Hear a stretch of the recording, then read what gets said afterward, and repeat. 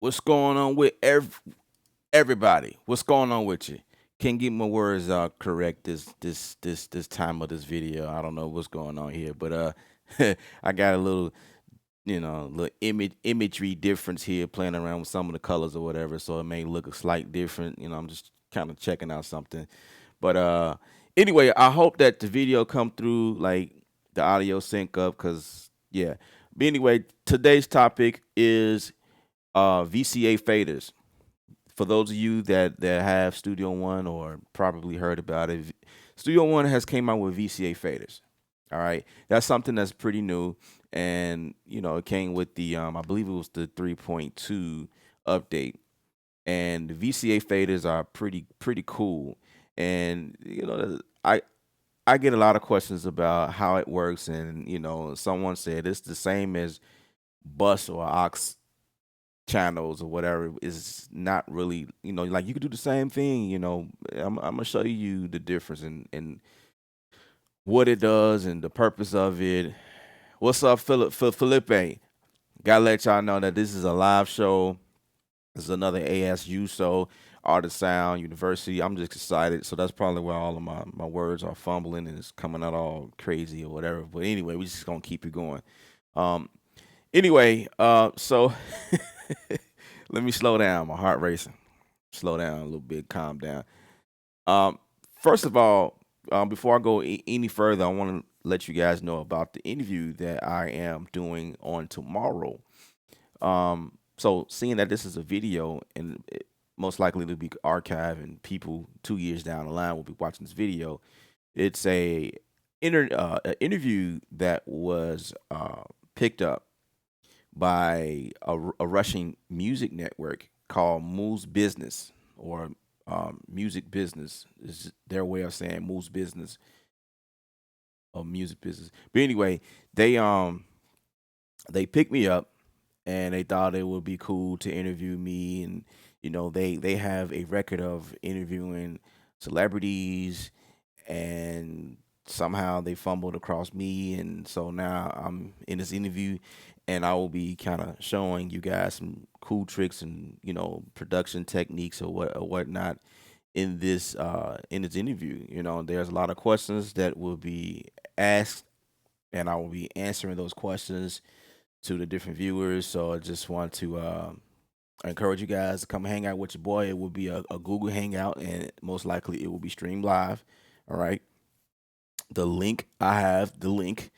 It will be available in my blog. I will blog this or email, big email blast the link to the interview so you guys won't miss that. But you have to make sure that you are on my subscription list, my email subscription list. So in order to do that is you have to go on over to ksound.com, KSOUNDD, and make sure you subscribe. I haven't sent out the blast yet, so I'm gonna give it like maybe a couple hours or so. Then I'm gonna email it out, and the link will be viral. I will also make the link available in the blog on my site. So if I send out the email and you guys did not subscribe to the email list as of yet, then I will also make it available in the blog on the website. So you can always check the website ksound.com and just search for something regarding the interview or something like that. All right. So let's dive into this uh VCA faders for Studio One. So Studio One has updated their system to be able to do things like this, and I say the I say one of the main reasons why this exists is because Studio One does a fair good job of listening to their users and people that use their or people who wants to switch over. People like me, like, man, I want to switch over, but it's just a few things that I feel like Studio One is missing. And if those things were implemented, then I would come off. But everything else about it is like, man, I love it. So VCA faders is a huge deal to a lot of people, or I say Pro Tools users for the most part, because VCA faders is like a major, like one of those things that if you are a Pro Tools user, you know about these. I'm not a Pro Tools user, so I really couldn't come from that standpoint. You know what I mean? I've used Pro Tools years ago, and I, you know, my weapon of choice has been Logic Pro. I've been using Pro Tools for like a couple of years when I first, you know, when I first started using it, and then discovered Logic Pro and been using that for even longer. And now it's Studio One 3. And so a lot of my comparisons comes from Logic Pro, and a lot of things I see, in Studio One, they made a lot of improvements, and a lot of things remind me of Pro Tools when I was in there, like the Smart Fade. No, not Smart Fade, but the Smart Tool. Um, that wasn't that wasn't in existence before the 3.2 update. All right, so anyway, let's talk a bit about this VCA Faders and how it works. So basically, um, what we have here is a session that I started working on. All right, and this is what it sounds like.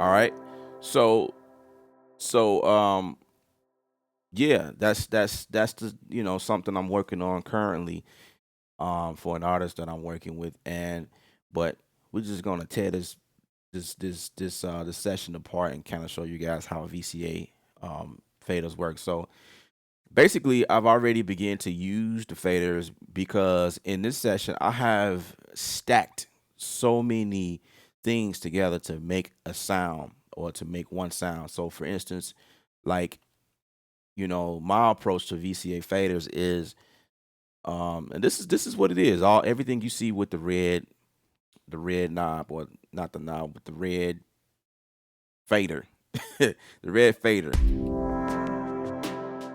So this fader right here is is allowing me to move up and down the selected, or the channels I selected to send to this VCA fader remotely. This is the channels I'm using, and this is pretty much all of my snare. My snare. Let's solo that.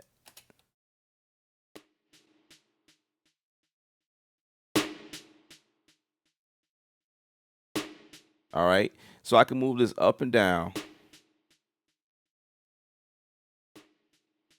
Now, and I'm telling you guys, like if you haven't grasped why I'm using it so far, I mean, it's quite evident. Like, to be able to control all of my faders at all the selected faders at one time is pretty awesome. It's a big deal for me, and I'll definitely appreciate this here.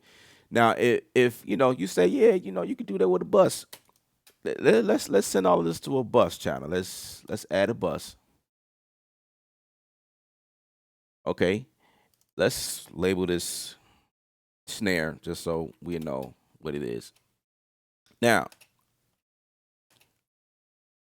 I like to move this bus wherever I want to, and I think the way to do that is by clicking on something that regards to keep bus to the right. Okay, I think I can move it now. All right. So where are we? Right here. So I moved it next to each other. I got, this is my VCA fader right here, and this is my bus. Check this out.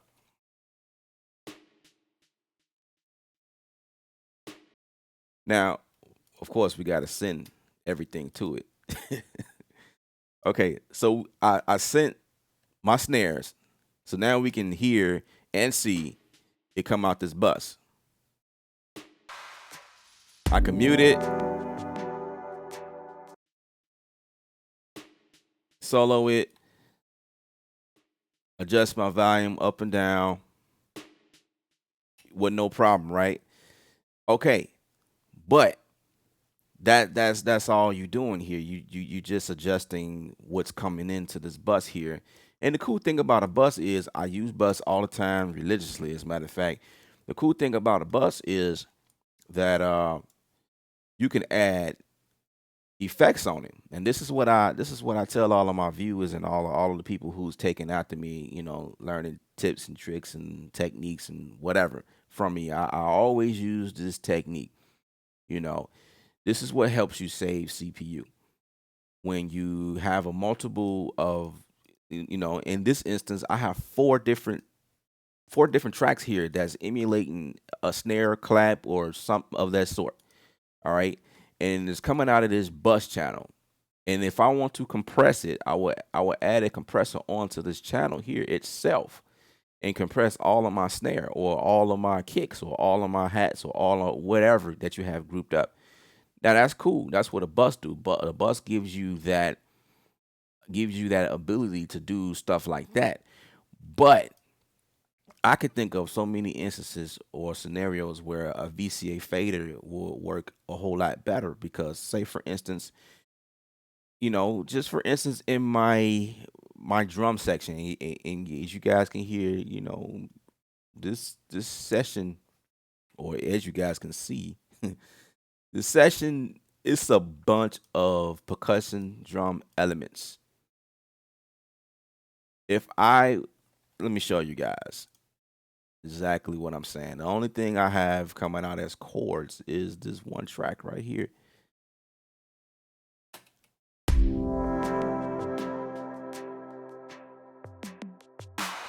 Reactor. It's the only instrument I have coming out as chords. Everything else is my drums. All right. So if I got several drums and different type of things going on, I got stuff stacked on top of each other. And if I have all of these drums bus to a bus channel labeled as drums, or, like a lot of times I do that, you can have all of this stuff bust to one auxiliary channel. And then you can come in and grab a VCA fader and do the mixing from there. So for instance, let's find some kicks. This is a snare right here. Oh, this is for an effects section I have.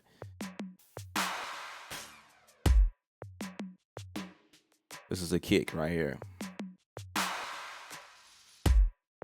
So I have two kicks going on here. So say I had all of this percussion going into a bus, right? Which is cool, and I can just add an overall, plugins to affect them all or whatever the case may be. But if I come in and say, let's grab a VCA fader for the selected channels, then I can still do it just makes things easier, because if you have several things, like I just said, I just showed you guys I have four types of snares.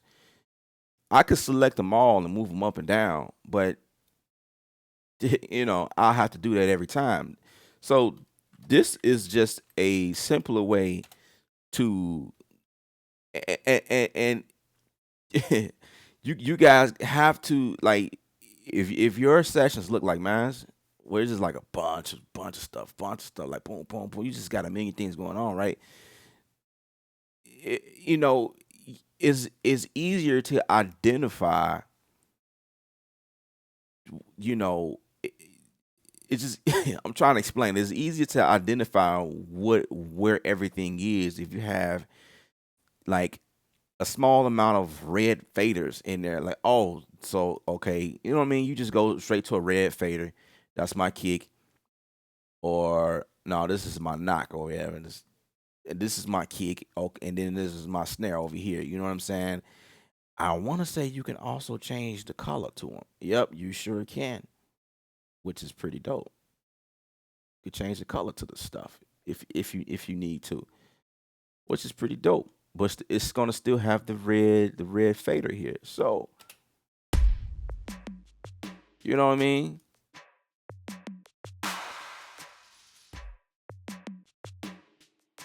So if I just want to just, affect the overall kick sound, you know what I mean? I can just do that just by using the VCA faders, which is pretty cool. And what I also like about this is, let me see if I can see that. It was something else I was looking at, and I'm not sure if I can see that part of it. It was, let me see. There was a little indication right below the channel, this channel, what is this, macro or whatever. It's a section that indicates what VCA faders that is connected to, but I am not seeing that, and I'm not sure why I'm not seeing that. Maybe it's something here. Keep it to the right. Show VCA connections. Okay, I thought I had that already connected or already clicked. Okay, but anyway, I got it back, and I'm wondering like, man, okay, it wasn't under here. It's actually under the track itself, like the meter. Okay, so this is what I was trying to show you guys. So the cool thing about this is you can see what fader is connected to, and it's about this little box down here, and it actually shows you, okay, this one is connected to the knock files or the knock fields or whatever that I have right here. Let's go to my kick or my snare. Okay, this is associated with my snare hits right here. So that's the fader for that. Cool. You know what I mean? And then you have, as you can see, you have option to switch them. You can move them however you need to. Say I want to move this there. And what is that? I switched it to knock fields. So now when I play around with this over here, I am also controlling the snare or clap sound right here over here, which is pretty cool. So it's like you don't even have to group your stuff together in a sense. You can just have a VCA fader wherever you want it, and then tell, send to whatever, and it'll control. So that's pretty cool. I like that. Or you can go to a random channel and just dial in, right from there, which is totally fine. I like the VCA faders. I found it very useful. Another thing that I've heard people say, well, you can actually just group them. How about just group them together? You can also do that too. You can select channels, and you can group selected tracks. You can group them together, which is pretty cool. Like you can group them, so that means anytime you adjust something, they group together, which is also pretty cool. Let's see if I could just do that with something that's not connected to a bus channel. If I can group it together, because I don't know, I haven't did it that way. Let's see, group. Yep, you sure? Wait, okay, yeah, you could definitely group them together.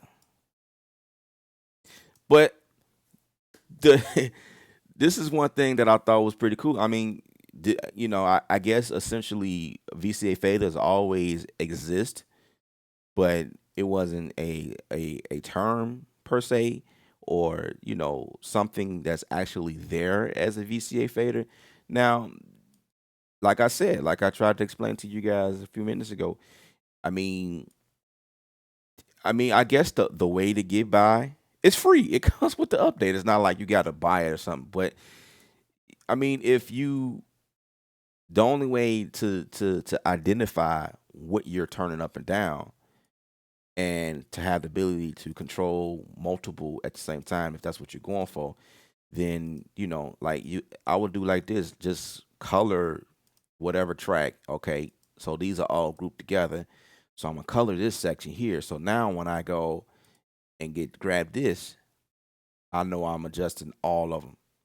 But here's the thing: When you need to adjust just one at a time, you can't do that because they are groups. So now you got to go in here and right click, and then you got to say dissolve group. Bam. Now you have the option to move them up or down.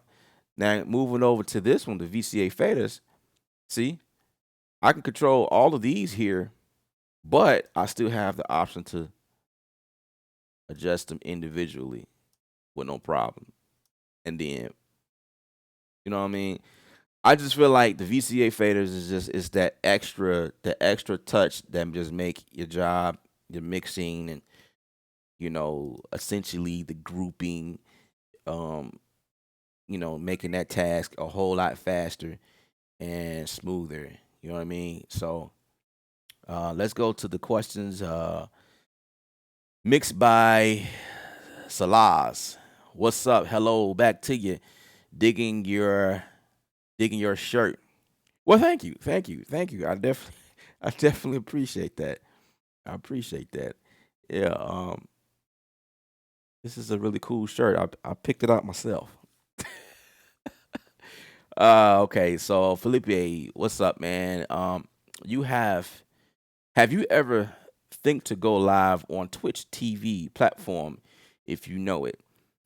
And if so, what pros or cons for you? I never did a Twitch. I never went on Twitch. I don't have an account with Twitch. However, I am aware of what it is and what it does. I know about it. I have a couple of buddies that stream live on there. From my knowledge, Twitch is more so for gamers or gaming. I mean, they also do it on YouTube or whatever. But I know that Twitch is like that's you know kind of my take on it. I can't really say I can't really give you any pros or cons because I never tried it out. But from my buddies who use it, they love it, they like it. Um, Twitch is another platform for streaming live. Like I said, I never did it before, so I can't really comment much about that. Platinum Style, what's going on? Thank you for coming out. What's up, Kev? Dude, when they added those VCA faders, I was hyped. Once you finish layering all your stuff, you can just hide all of the other faders and just mix with the VCA faders, clean the whole deal up. There you go. There you go. And in so many words, that's what I meant to say. You pretty much summed up this whole entire video and what I was trying to say. Thank you, Platinum. He understands the concept. That's what's up.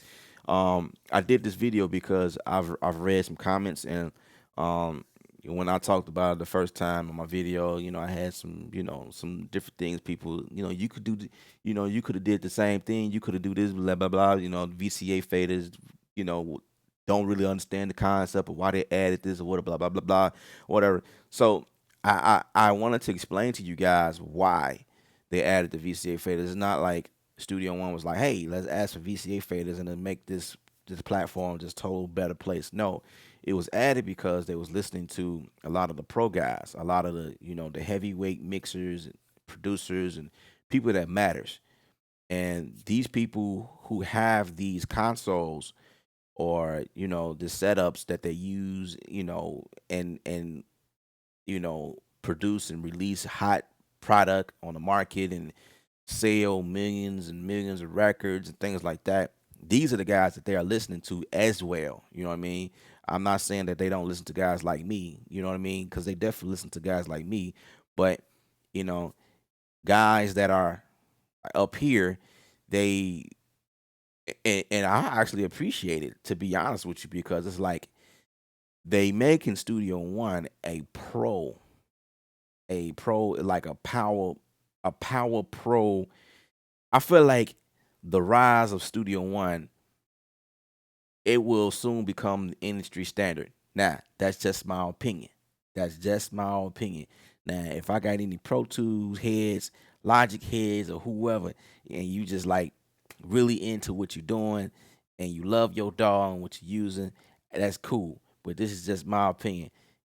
I feel like Studio One is like the next thing that's gonna just rise up really high, and this will be like the platform that a lot of people will prefer to use then they already saying it right now. I've seen several videos of some people who are, respectable people in the industry. They already done switched over to Studio One and they love the workflow or whatever. Big ups to Teddy Riley. You know what I mean? He definitely had his hand in a lot of the things at Studio One, but that's not the only person who who uses Studio One. You know what I mean? That's not the only person. People like, yeah, you only switch because Teddy Riley said, blah blah blah blah. I mean, I've seen the video. I've seen the several videos of him, and it definitely impressed me, and it had me interested or whatever. But when I finally got my hands on Studio One and started doing some things, producing and mixing and mastering, like I just thought, like, man, I'm not going to get because like if I follow everybody, it's a lot of artists, a lot of mix engineers, producers that I admire and I love, and you know what I mean. At some point, you just look at them and try to mimic everything they do. You know what I mean? And they using several things. I'm not after everything that they're using. I'm after what works for me and what I'm trying to do for me and my sound. What makes it convenient for me. And then you got a lot of people out here that will go and buy stuff because this person got it or that person has it. I have a lot of you guys that watch me do tutorials and stuff like that. And I feel like a lot of you guys that switched over from whatever dog you was using before, you switched over because you saw how easy and how useful and how the layout was like phenomenal. You know what I mean? For people like you and me, you guys saw the benefit of using this platform. And so you switched over because you say, hey, it's a faster way of doing things for number one. The sound quality is like second to none in my opinion. Again, I a lot of people argue with me. It don't sound any different or any better. I'm not saying that it sounds any different or better. It's just to me, it's cleaner. It's cleaner and it's transparent. That's the reason why I use Studio One. All right, and that's just really my whole take on that.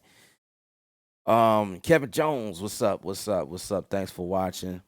He says, yeah, after seeing him use it, I started using it. Yeah, absolutely. And you will get a lot of people like that. People will use stuff and go after stuff because they see, some of their favorite people use it. But then like when you actually use it for you, it's like, man, this is pretty cool. I'm right here.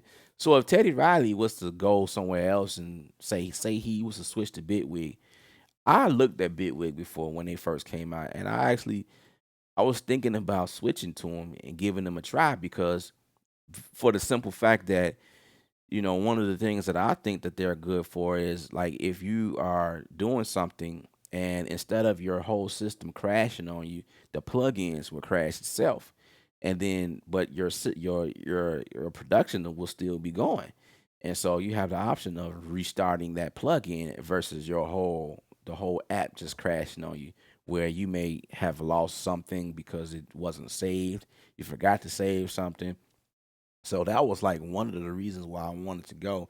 And then they had like a lot of the, things that they were, similar things that I'm used to was added and implemented in that program. But I just, I kind of settled at I'm not gonna say settled, but I it was really more so leaning towards Studio One and what they had to offer. I like it. And I've since I switched over, I done knocked out so many projects and you know I don't know. It's pretty cool. I like what they're doing, where they're going, and I'm gonna be here for a while. I'm gonna be here for a while, and one of the other issues that I was experiencing was the MIDI issues, and I guess I could do another video on that. But like when I compose music, um, you guys, depending on how long or how much you follow me, you heard me mention something about the MIDI when I program notes and chords or whatnot in Studio One. It was like I can't say like a delay. It was like I don't know, like it didn't capture what I was trying to play, and I wouldn't have the quantized input mode on or the input quantize, whichever way you call it. So because I had made that comment a couple of times, um, posted in the blog about that issue, and a lot of guys will go after the fact as well. You got to turn your input quantize off. I don't have the input quantize, especially when I'm recording like piano stuff. I like my stuff to sound authentic, human. That's what I go after when I'm doing like piano parts. But when I put the stuff in, or anything that I'm doing, actually, I want it to come close to. I wanted to input exactly what I inputted at that moment, according to the grid. Whenever I put it in there, that's what I was getting at. After I recorded, it was always like a little bit early, and I'm like, I didn't do that, and I don't have any type of quantize on or anything like that, and it's just like, what is going on? So what I found out was, and I couldn't get this either because some people mentioned the buffer. It's a buffer, and I'm like, I don't get it. My buffer is at like 1024. That was my buffer size, because I know that if at a bigger buffer size, my system can handle the plugins a lot better. If your buffer size goes lower than that, like maybe 256 or something like that, then Studio One would not be able to process all of the plugins and instruments that you have going, and it might kind of crap out on you or whatever.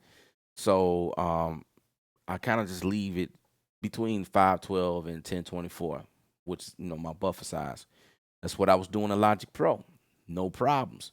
It was just with Studio One, it was like, what the heck is going on? I don't get it. So as soon as I decreased the buffer size, and this my buddy Johnny told me, from Studio One support group on Facebook. Johnny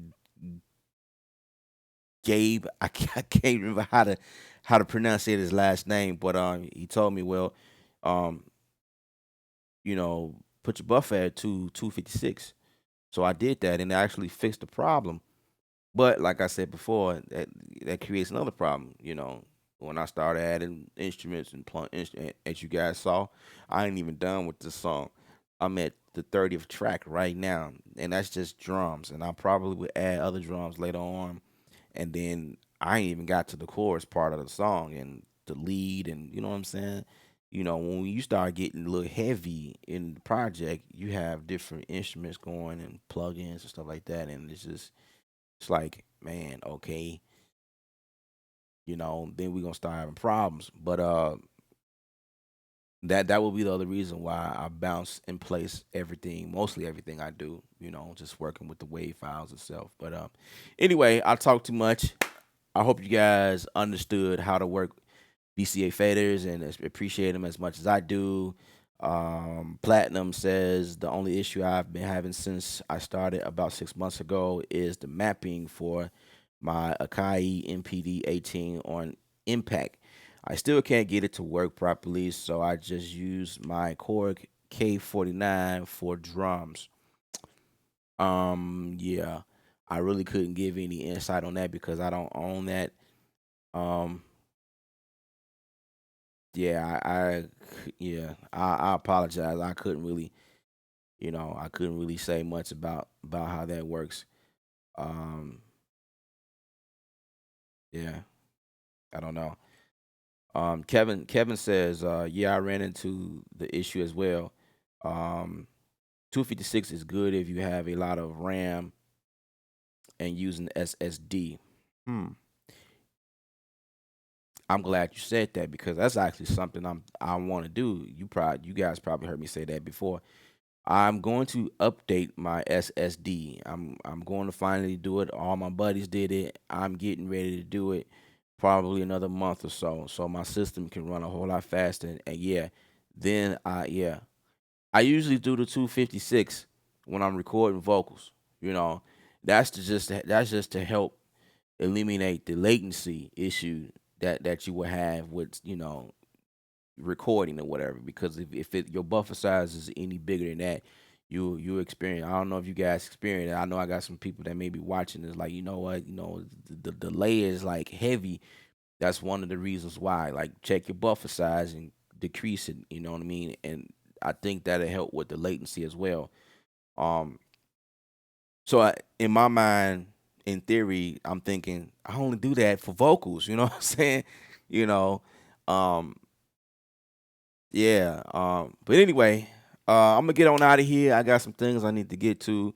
I wasn't trying to do a very long and extensive, but you guys, I do this every Thursday, 11 a.m. Central Standard Time.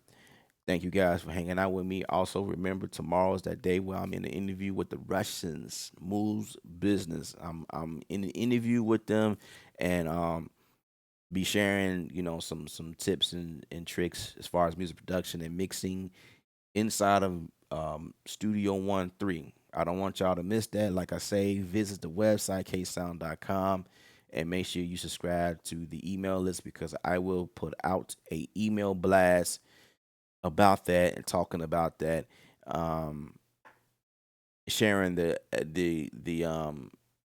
direct link so that you guys will be there. And it's supposed to be at 10 a.m. 10 a.m. Central Standard Time. All right. It's okay when using wave. Is that what you're trying to say? But when you're using big VST like Spitfire or Sapphire, man, I think you meant Sapphire and audio 8 8DO. I don't know, man. You need fast drive. I get what you're saying. I get what you're saying. Like, is certain plugins that would allow you to do what you need to, but then there's other plugins that are CPU hogs. I get it.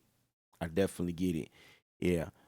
Makes sense. Make a whole lot of sense, and that's kind of where I was coming from. Like, man, when I started adding stuff, man, it's just. But anyway, I got to get out of here. Remember, guys, this is Ella. Music is art. You're the artist. Paint your picture. And I am out of here.